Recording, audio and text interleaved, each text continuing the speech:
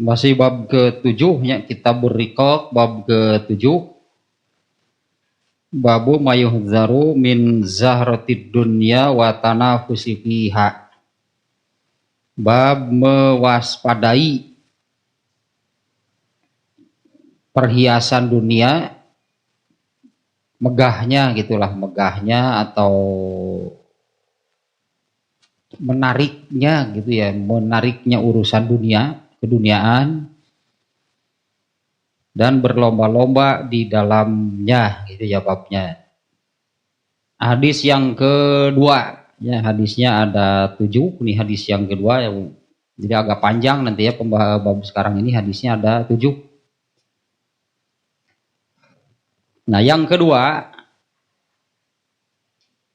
an Uqbah bin Amirin radhiyallahu anhu anna Rasulullah sallallahu alaihi wasallama kharaja yauman fa shalla ala ahli Uhudin salatahu alal mayyit summan sarafa ilal mimbar faqala inni faratukum wa ana syahidun alaikum wa inni wallahi la anzuru ila haudil ana wa inni qad u'titu mafatiha khazainil ardi au mafatihal ardi wa inni wallahi ma akhafu alaikum antusyriku ba'di walakinni akhafu alaikum bi antanafasu fiha. Ini sejalannya dengan hadis yang sebelumnya. Ya, hadis yang sebelumnya Rasulullah menyabdakan, demi Allah bukan kemiskinan yang aku khawatirkan atas kalian, atas umatku Allah intinya ya.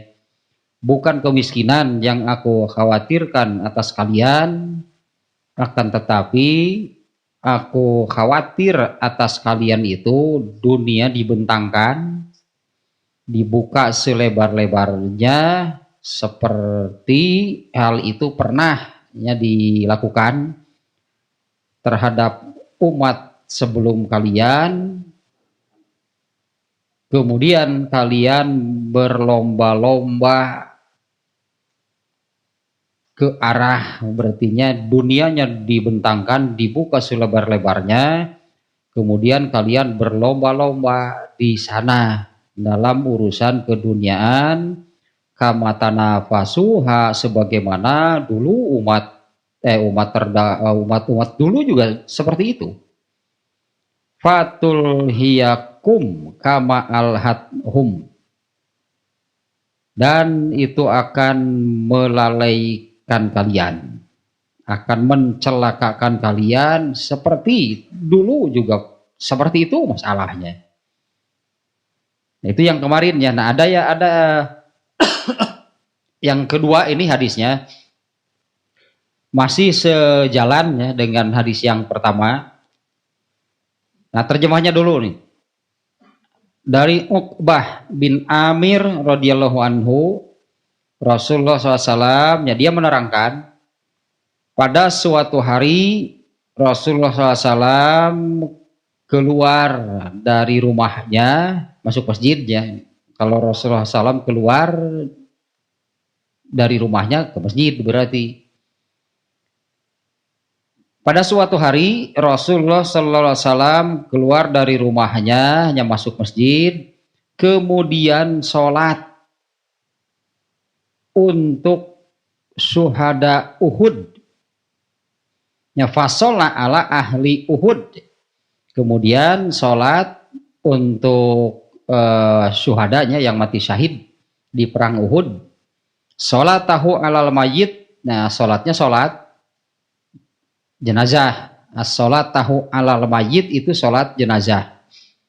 Ini pada suatu hari beliau keluar dari rumahnya masuk ke masjid, kemudian sholat jenazah bagi gitu ya, sholat jenazah bagi para syahid syuhada Uhud. Suman sorofa ilal mimbar. Nah setelah selesai sholat jenazah, kemudian beliau naik mimbar.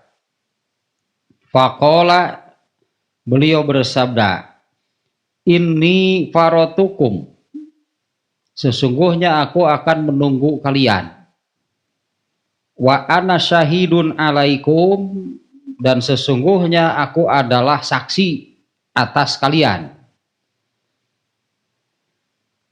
Wa inni wallahi la anzuru ila haudil ana, dan sesungguhnya demi Allah aku benar-benar melihat telagaku saat ini. Wa inni qad utitu mafatihal khazainil ardi, dan sesungguhnya aku benar-benar telah diberi kunci-kunci rahasia dunia. Atau mafatihal ardi, atau kunci-kunci dunia. Wa inni wallahi, dan sesungguhnya aku demi Allah, ma akhafu alaikum an tusyriku ba'di, aku tidak mengkhawatirkan kalian, aku tidak khawatir atas kalian ya, kalian itu musyrik setelah aku tidak ada. Ya, aku tidak mengkhawatirkan kalian musyrik setelah aku tidak ada. Walakinni akhafu alaikum bi antanafasu fiha. Nah, akan tetapi yang aku khawatirkan atas kalian itu adalah kalian berlomba-lomba dalam keduniaan. Nah, ini ada yang sama, jadi ujungnya sampai dengan hadis yang nomor 1. Kalau di nomor 1 Rasulullah menyebutnya bukan kemiskinan yang aku khawatirkan, justru yang aku khawatirkan itu dunia dibuka selebar-lebarnya. Nah, kalian kemudian berlomba berebutnya dalam urusan dunia. Nah, ujungnya ada yang samanya di hadis ini. Nah, ada beberapa poin ya di hadis ini. Yang pertama tentang Rasulullah SAW sholat jenazah hanya bagi syuhada, ya, sebutannya ya, bagi syuhada Uhud. Ini kejadiannya setelah 8 tahun perang Uhud. Ya, setelah 8 tahun berlalu, itunya perang Uhudnya 8 tahun yang lalu Rasulullah SAW sholat jenazah. Nah di sini masalahnya jadi satu,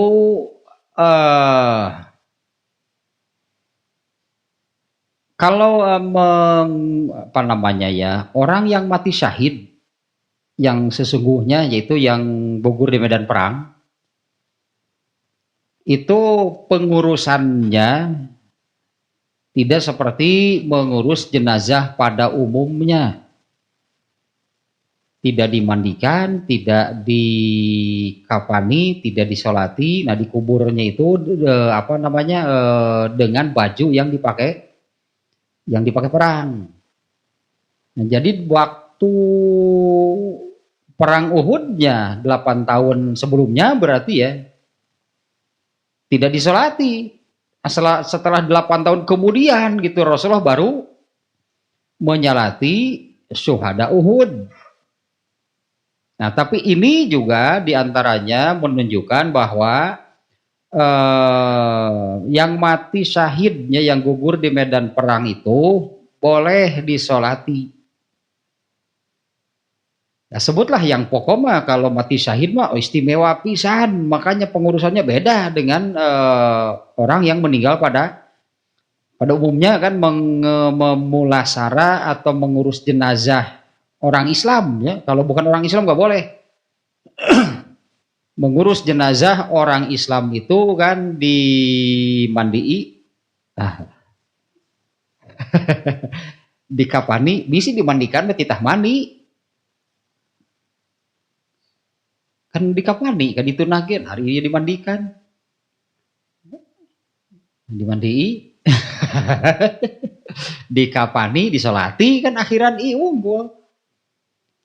Ya gitulah dimandian, ya dimandikan lah. Dikafani, disolati, kemudian kalau dikubur semuanya sama gitu ya. Orang yang mati syahid juga dikubur. Nah kalau yang mati syahid mau kubur saja dengan baju perang baju yang dipakai untuk perang. Nah ini menunjukkan ini setelah 8 tahun ini ya. Setelah 8 tahun perang Uhud gitu Rasulullah baru menyalatinya. Ini pun kan bukan di Uhud langsung, bukan datang ke gunung Uhud, ini kejadiannya di dalam masjid. Setelah beres sholat jenazah kemudian Rasulullah naik mimbar. Makanya tadinya kalau lafaz hadisnya anna Rasulullah sallallahu alaihi wasallam kharaja, nah keluar. Itu banyaknya lafaz hadis yang seperti itu. Biasanya bukan biasanya kalau keluar kharaja artinya keluar, itu keluar rumah. Dan kalau keluar rumah pasti masuk masjid karena pintu keluar masuk rumah Rasulullah itu ke masjid. Seperti yang ini ketika Rasulullah SAW mau menerangkan tentang Lailatul Qadar, bahasanya gitu deh. Rasulullah itu keluar, ternyata di dalam masjid itu ada yang berdebat gitu ya. Nah, bahasanya gitulah keluarnya. Nah, maksudnya ini ya perlu dijelaskan demikian bahwa ini di masjid bukan di Gunung Uhud sholatnya. Beliau keluar dari rumah berarti masuk masjid kemudian sholat fasola ala ahli Uhudin.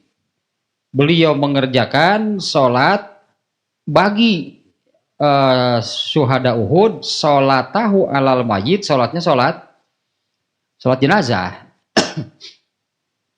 Ini itunya satu nih. Ini menunjukkan bahwa yang mati syahid itu boleh disolatkan,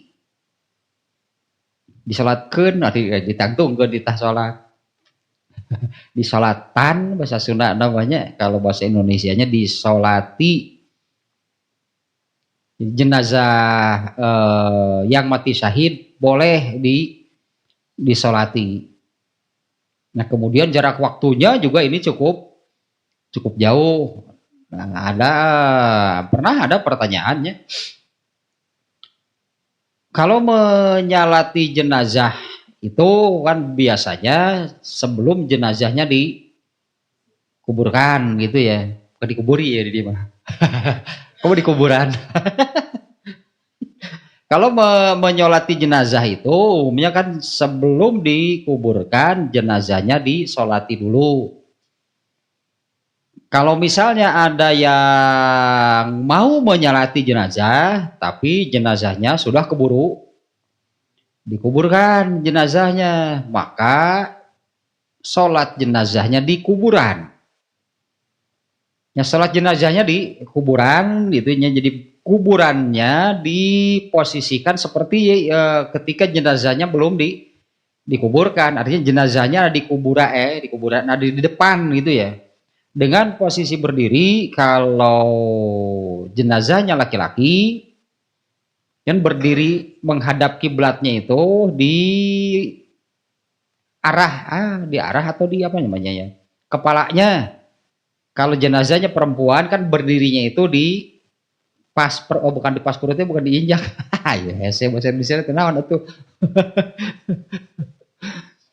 Lempengnya tanya bahasa Sunda apa sih?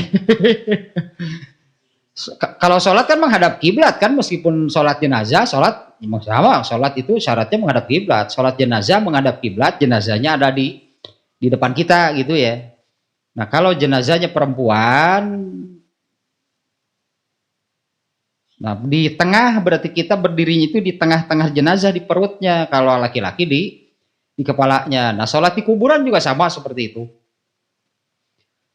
Nah berapa lama gitulahnya, berapa lama sih kita boleh, andai belum sempat ketika meninggal misalnya kan lagi lagi touring keluar negeri, pulang-pulang gitu 2 minggu kemudian gitu. ternyata ada siapa yang meninggal, ya saat itu kan belum sempat. Boleh nggak setelah 2 minggu misalnya datang ke kuburan? Tanya dalil 8 tahun Rasulullah. Setelah 8 tahun nih ya, baru menyalati syuhada Uhud. Nah kemudian satu lagi, ada satu masjid kecil katakanlah, ya, kalau nggak salah ini ya di pinggiran Madinah lah.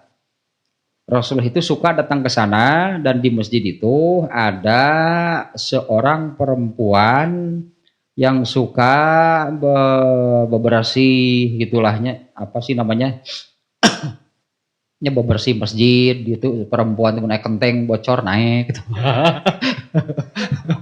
Mun aya talang bocor dilas gitu.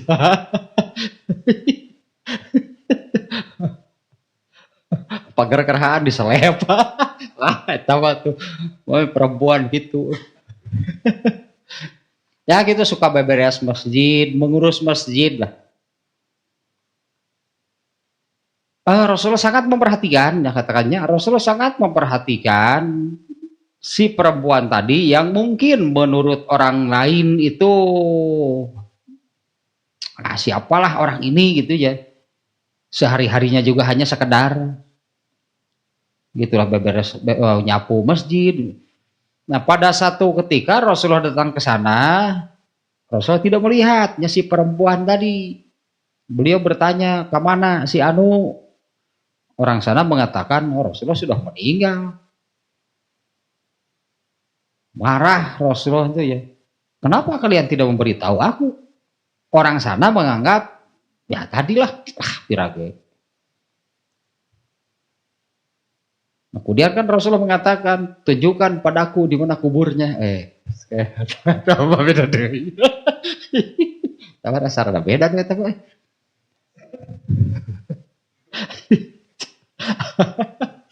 Asap irama.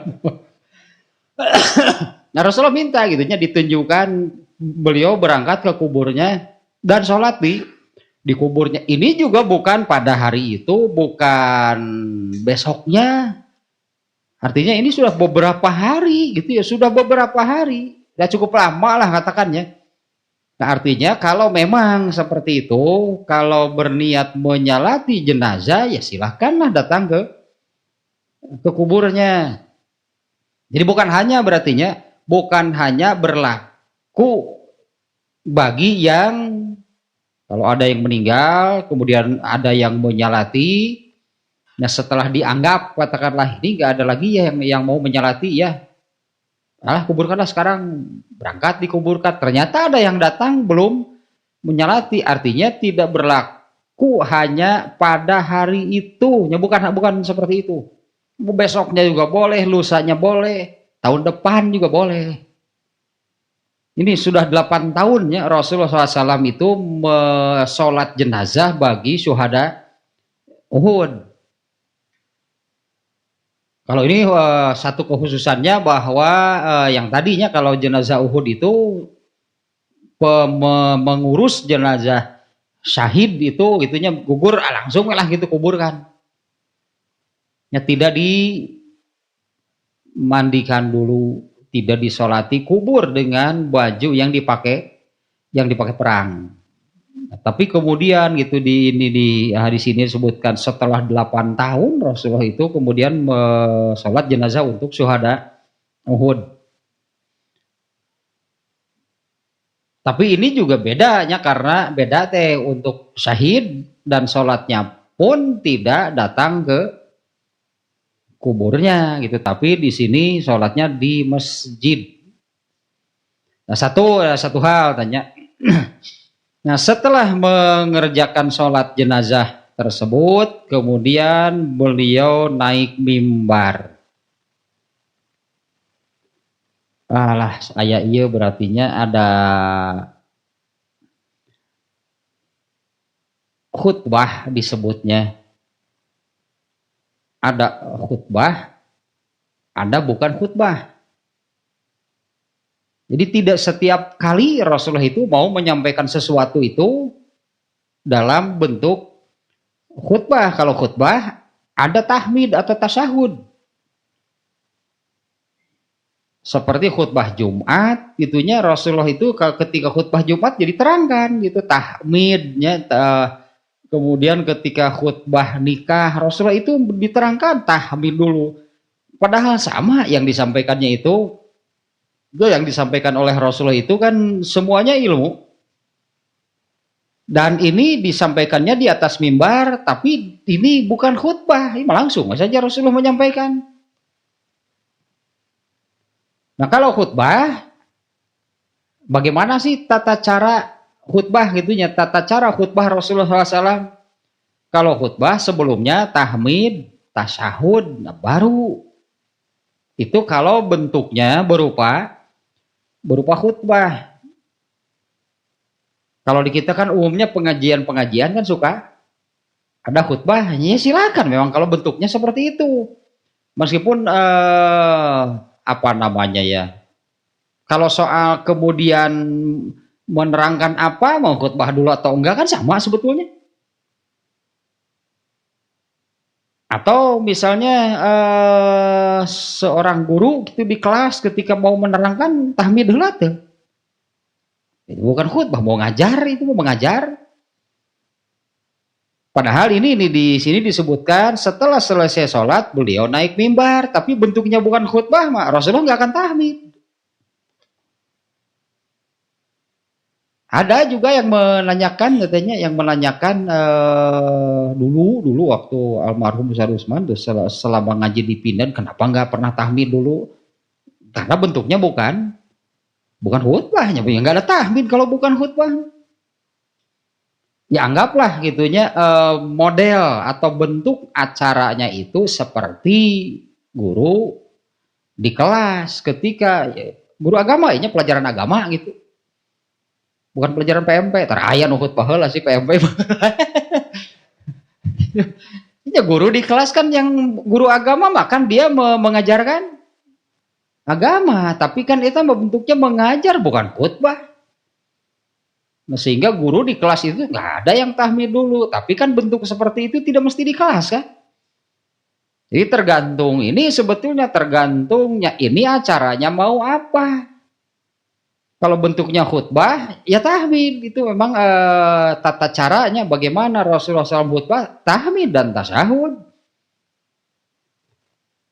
Tapi tidak setiap kali Rasulullah menyampaikan sesuatu itu dalam bentuk khutbah langsung aja seperti ini. Ini nggak diterangkan ini Rasulullah tahmid dulu nih. Kalau khutbah di dalam hadisnya diterangkan fahamidallah biasanya, itu tahmidnya. Ini langsung saja summan sorofa ilal mimbar fakola. Kemudian beliau beranjak naik mimbar dan beliau bersabda langsung berarti. Ini berarti saat itunya Rasulullah dalam hadis ini bentuknya gitu ya, kalau disebut apa namanya, bentuk penyampaiannya, bentuk acaranya gitu bukan khutbahnya, nggak ada tahmid. Padahal dari Rasulullah SAW itu selalu kan yang disampaikannya pasti masalah ilmu. Rek nyarakan jelema innal hamdalillah. Rek nyarakan jelema teh nu tiluan dea geuningan. Nu tiluan kan ilmu yang disampaikan oleh Rasulullah itu. Bahkan khutbah Jumat Rasulullah SAW gitunya. Bagaimana sih khutbah Jumat Rasulullah SAW? Nyari Rasulullah bersabda apa begitu sahadis sakitu geus khutbah teh kitu ku urang perlu diterangkeun deui teh. Kalau kita kan Rasulullah bersabda seperti itu kan mesti dijelaskan lagi maksudnya apa. Nah, Rasulullah bersabda gitu dina khutbah nanti beres. Pondok pisan khutbah Jumat Rasulullah. Disebutlah ya bukan menerangkan sepertinya kan apa Jumat tadi kita kan menerangkan hadisnya. Rasulullah menerangkan hadis Rasulullah. Rasulullah menerangkan hadis. Macam gitu Rasulullah menyebutkan sesuatu lah gitunya. Tak jadi hadis. Di khutbah nanti pondok, kemudian duduk, nu kadua gitu deui. Pondok pisan jumaahan di zaman Rasulullah. Da para sahabat palinter. Apaan khutbah teh kudu ngarti. Khutbah tapi nu ngadengkeun teh marolohok ahad jang naon khutbah. Kalau di kita kan jadi perlu dijelaskan lagi. Kalau Rasulullah pondok dah, Rasulullah can pernah nerangkeun hadis. Rasulullah nerangkeun hadis, can pernah Rasulullah. Nah itulah ini meskipun di atas mimbarnya, tapi ini bentuknya bukan khutbah. Makanya di hadis ini tidak diterangkan Rasulullah itu tahmid dulu, tasyahud dulu. Karena kalau bentuknya khutbah, seperti itu caranya. Khutbah itu ada tahmid dan tasyahud. Di kita ini ada banyaknya orang yang khutbah itu mulai bicaranya itu salam. Begitu memulainya teh assalamualaikum, padahal tadi ngobrol. Jadi ini salam apa? Kalau salam itu anggaplah salam itu masuk ke dalam tata cara kaifiat khutbah gitunya, nggak akan ada hadisnya. Nggak akan ada hadisnya ya Rasul yang menerangkan Rasulullah SAW itu memulai khutbahnya dengan salam, khutbah dengan tahmid dan tasyahudnya. Makanya yang awal ini suka disebut tahmid, suka juga disebut tasyahud. Mau alhamdulillah, innalhamdulillah sekitar etalah biasa nama. Alhamdulillah unggul boleh ada kali itu nama penjelasan. Alhamdulillahillazi ta'alazi kaditu nama penjelasan dari Allah. Alhamdulillah, ya susah gitu. Asyhadu alla ilaha illallah eta tasyahudna. Nah, ini yang tata cara khutbah itu sebelum menyampaikan khutbah itu artinya menyampaikan sesuatu.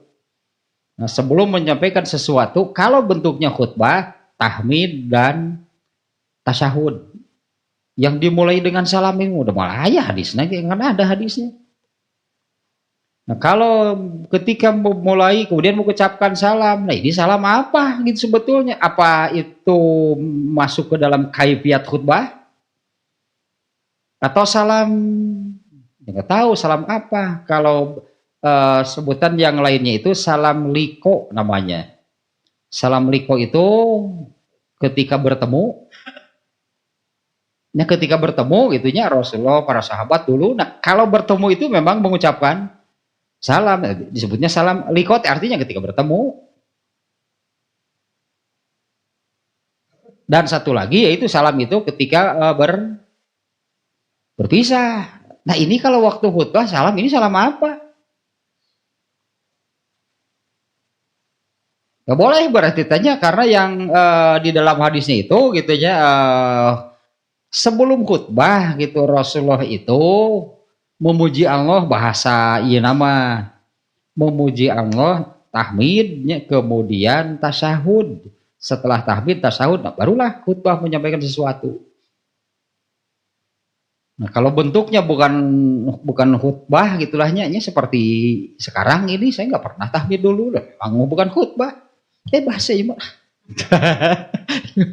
nah, anggaplah seperti gitunya, seperti itulah seorang guru tadinya ketika mengajar gurunya, guru agama, pelajaran agama, yang diajarkan agama, tapi nggak khutbah dulu, tidak tahmid karena memang bentuknya bukan khutbah.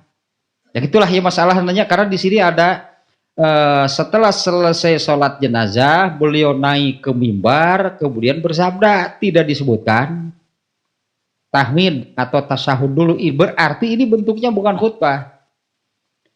Nah beliau bersabda, inni farotukum, aku akan mendahului kalian. Ini dia farotukum tenu ya teh hadisna ya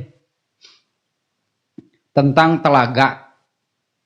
Nanti di kitab Burikok ini ya di ujung kalau nggak salah nih ya, di ujung itu ada pembahasan tentang telaga Rasulullah SAW di akhirat. Rumah ke hadis nanti.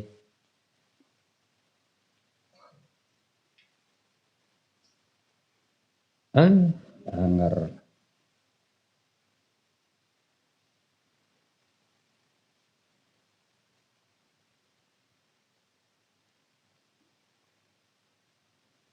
Iya, asal namanya hadis nanti ya. Yang ini nih hadisnya ini riwayat Ahmad, Muslim, At-Tirmizi.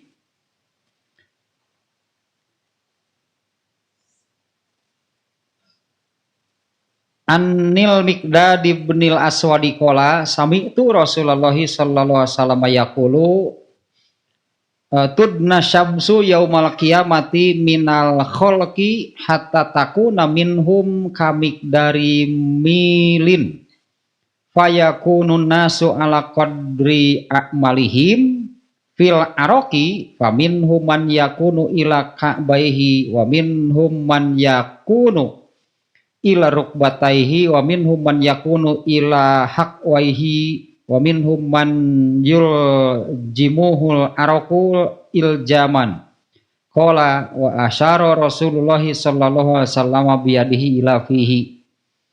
Dari Al-Miqdad bin Al-Aswad ia berkata, aku mendengar Rasulullah sallallahu alaihi wasallam bersabda, pada hari kiamat matahari didekatkan kepada manusia hingga hanya berjarak 1 mil.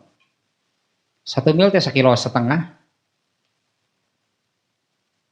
Dan mataharinya matahari akhirat, bukan matahari yang ini.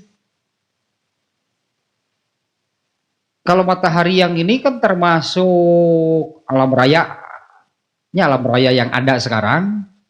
Ketika terjadi kiamat itu kan alam raya yang ada sekarang ini seluruhnya dimusnahkan.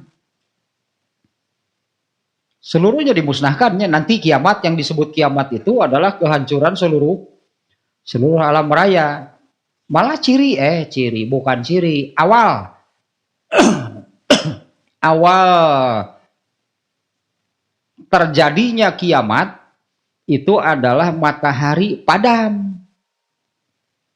Matahari padam itu apabila di hadis yang mana ya, yang ini yang matahari itu ketika Allah menciptakan matahari, Allah tempatkan di satu titik lah katakannya, kemudian matahari itu diperintah oleh Allah berjalan sampai ke bawah arsy tempat tinggalnya Allah. Nah, apabila sudah sampai ke tempat tersebut, maka matahari itu akan diperintahkan oleh Allah untuk kembali. Oh iya, di tobatnya di Cikur dalam bab tobat nya. Nah, apabila matahari itu sudah sampai ke ke titik akhir, yaitu di bawah arasnya, di bawah istananya Allah lah. Matahari itu akan diperintah untuk kembali ke tempat semula diletakkan. Nah, apabila matahari ini sudah sudah dalam perjalanan pulang sebutnya, asalnya kan di satu titik kemudian berangkat gitu, pergi menuju satu titik di bawah aras. Kalau sudah sampai di sana, matahari akan diperintah untuk kembali ke tempat semula diletakkan. Nah, kalau matahari itu sudah dalam perjalanan pulang, berarti matahari itu akan terbit dari tempat tenggelamnya. Kalau di kita lah terbit dari barat, berarti nanti ya terbitnya nanti dari barat, tenggelam di timur. Ini bab tobat katanya. Nah, kalau matahari sudah terbit dari barat, berarti pintu tobat untuk seluruh penduduk bumi itu sudah tidak diterima. Nah, kalau matahari itu dalam perjalanan pulang tadinya ini terbit dari barat dan akan sampai kepada titik semula diletakkan. Nah, kalau sudah sampai kepada titik semula diletakkan itu matahari akan padam. Kemudian teruslah berangkai dengan kejadian yang lainnya. Bumi mulai berguncang. Ya, kiamat itu mulanya itu matahari selesai. Kalau nggak salah ada entah dari mana ini dapatnya idenya.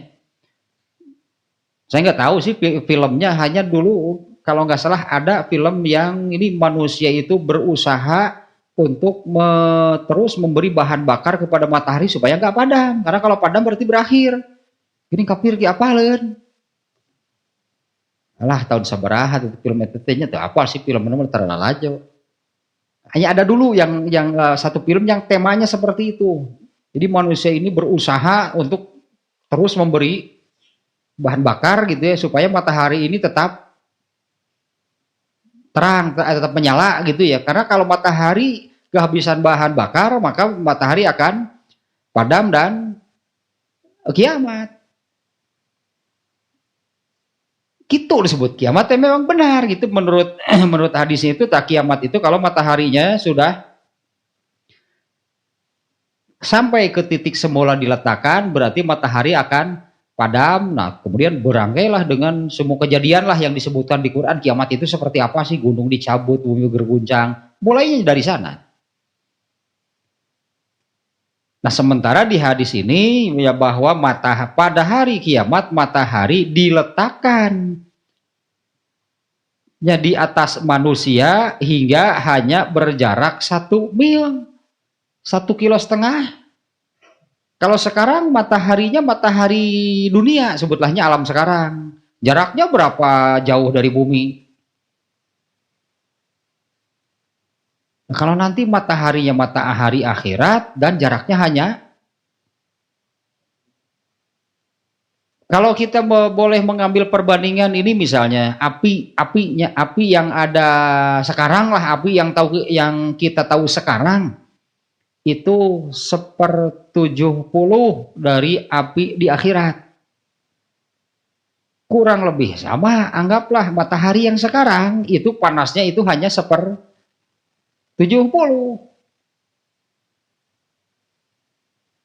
Padahal ayeuna nu misalnya nih ya kalau cuacanya sebut ekstrim dan di tempat yang memang biasanya panas seperti di gurun.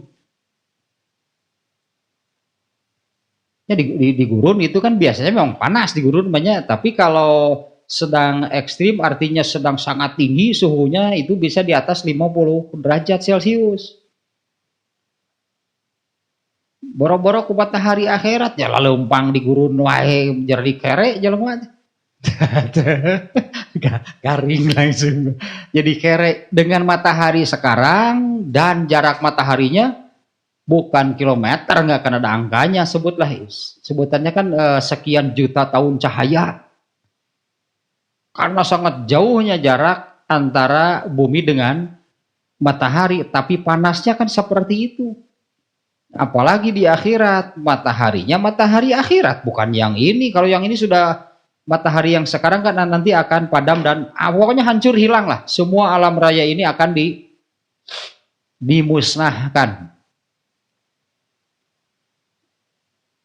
Dan jaraknya hanya 1 mil lah. Panasnya siga kumaha atasnya siga kieu ye. Lalu manusia berada dalam keringat masing-masing sesuai dengan amal mereka. Di antara mereka ada yang berkeringat hingga tumitnya. Berarti terusnya manusia itu akan terus mencucurkan keringat. Sampai keringatnya itu setinggi tumitnya. Ada yang berkeringat hingga lututnya. Ada yang berkeringat hingga pinggang. Dan ada yang benar-benar tenggelam oleh keringatnya sendiri. Nah, Al-Mikdad kemudian berkata lagi, Rasulullah SAW menunjuk dengan tangannya ke yang disebut tenggelam di sini, ya sampai tidak bisa bernafas. Ya tenggelam di dalam keringatnya sendiri. Satu hadisnya. Nah kemudian satu lagi hadisnya ini riwayat Ahmad. An Ibni Umar qala Rasulullah sallallahu alaihi wasallam inna amamakum haudon kama baina jarba'a wa azruha fihi abariku kanajmis samai man waradahu fasyariba minhu lam yazma ba'daha abadan. Dari Ibnu Umar radhiyallahu anhuma ya Rasulullah SAW bersabda, Sesungguhnya di hadapan kalian terdapat sebuah telaga. Nah ini nanti yang tadi di hadis ininya, ini farotukum. Aku akan berada paling dulu di telaga tersebut. Karena itu telaganya milik Nabi. Yang disebut Al-Kautsar. Telaga Rasulullah itu namanya Al-Kautsar. Nah adanya itu ya nanti nih seperti yang diterangkan di hadis ini, kapan sih adanya gitu telaga Al-Kautsar? Itu tadi pada waktu di akhirat, pada hari kiamat di akhirat, di mana matahari itu jaraknya sangat dekat. Berarti ini kapan? Di akhirat nanti kapan? Di mahsyar berarti. Ini di padang mahsyar ya, situasi seperti ini di padang mahsyar nih, ada matahari dan mataharinya dengan jarak yang sangat dekat. Setiap orang itu akan mengeluarkan keringat minimal berarti sampai tumit. Kan ada yang sampai tumit, sampai lutut, tadinya sampai pinggang, ada yang tenggelam di dalam keringatnya sendiri. Nah dalam situasi tersebut nih, nah Rasulullah menyebutkan di dalam hadis barusan, sesungguhnya di hadapan kalian terdapat sebuah telaga yang luasnya sebagaimana jarak antara Jarba dan Azruh. Alah, tidak kemana, belum satungtung dulu, cik orang Sunda mah. Ujung pandang hari satungtung dulu teh. Ya ujung pandang kan ya satungtung dulu, jadi seperti laut lah, entah di mana ujungnya gitu maksudnya. Kalau melihat laut kan yang terlihat hanya garis, jadi ini di mana ujungnya. Nah seperti itu, artinya sangat luas lah pokoknya. Di akhirat nanti akan di hadapan kalian terdapat sebuah telaga yang luasnya sebagaimana jarak antara Jarba dan Azruh. Di sana terdapat gelas yang banyaknya seperti atau sebanyak bintang di langit. Siapa yang mendapatinya dan meminumnya, ia tidak akan merasa haus selamanya. Tata Al-Kautsar, telaga Nabi itu ya. Di hadis lain itu, barang siapa minum seteguk saja dari telaga tersebut, maka tidak akan merasa haus selamanya sampai kapanpun gitu, tidak akan merasa haus sampai kapanpun. Nah padahal kan kepanasan, kehausan pasti, matahari sangat dekat, keringat bercucuran keluar terus. Berarti tadi atuh kalau keringatnya terus keluar tapi tidak minum, jadi kere berarti. Garing atuh kalau keringatnya terus keluar tapi tidak minum. Boro-boro di akhirat yang mataharinya entah sepanas apa, 70 kali lipat lah anggap dari matahari yang ada sekarang. Jaraknya hanya 1 mil setengah, 1 mil itu 1 kilometer setengah. Nah, pasti semuanya akan mencari air. Nah, sementara di sana dalam situasi seperti itu, air hanya ada di telaga milik Rasulullah, yaitu Al-Kautsar.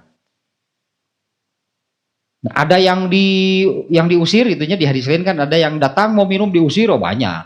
Kalau orang kafir sudah pasti dihalangi, bukan diusir oleh Nabi. Kalau orang kafir pasti akan dihalangi sejak awal.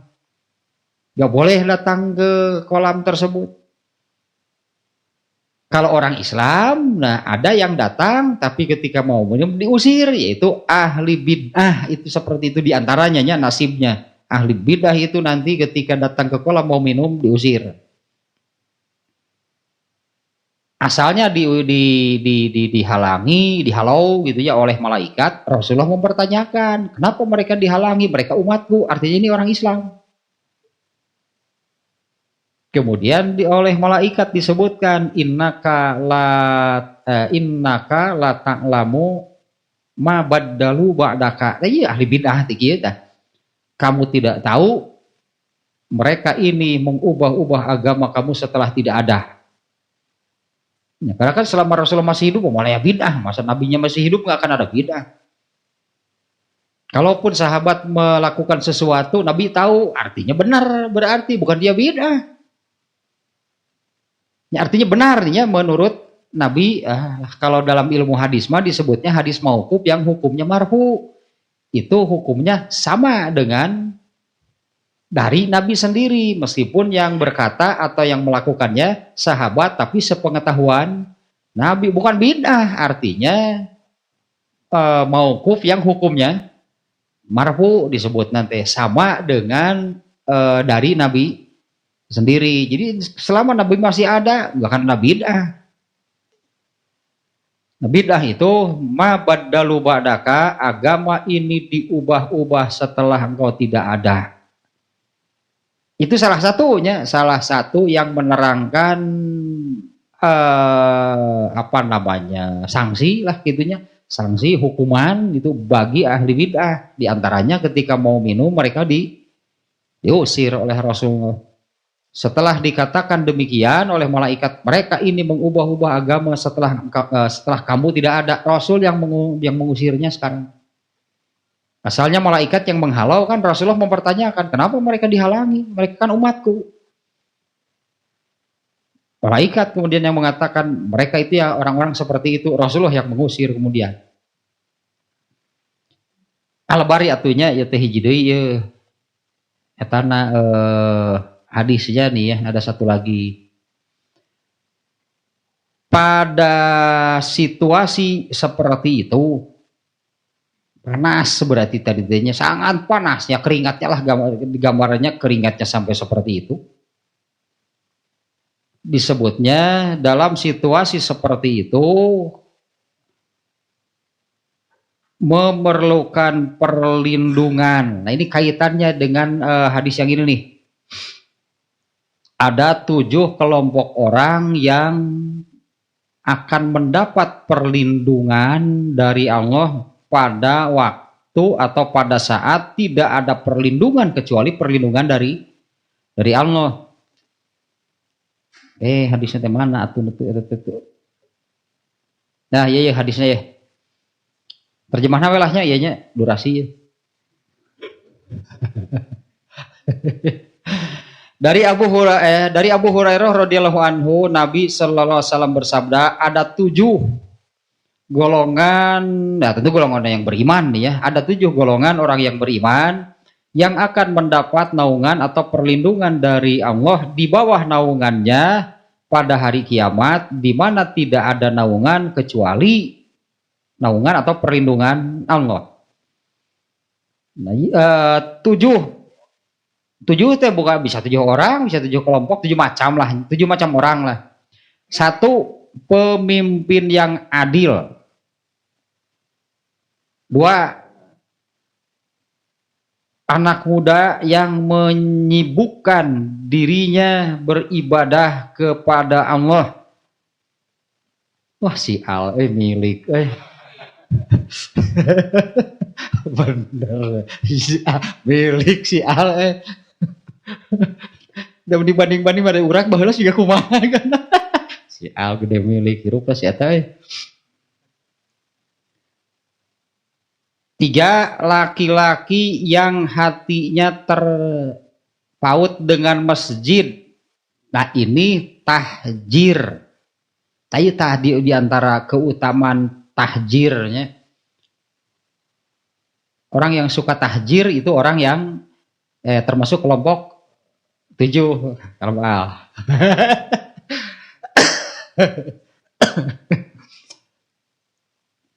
Ya, tahjirnya 3, ketiganya barusannya yang suka tahjir gitunya. Kemudian yang keempat, 2 orang yang mencintai karena Allah.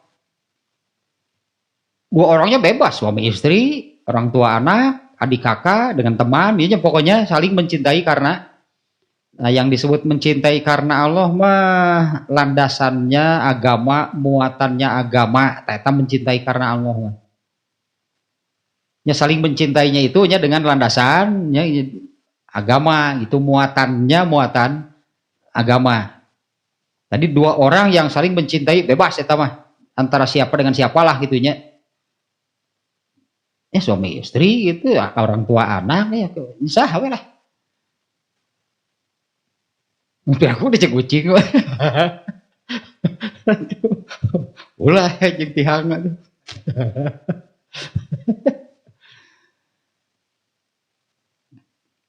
Nah, keduanya bertemu karena Allah dan berpisah juga karena Allah.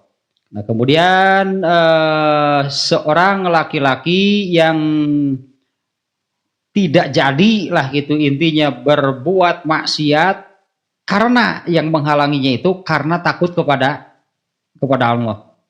Ya, tidak jadi berbuat maksiat ya karena takut kepada Allah.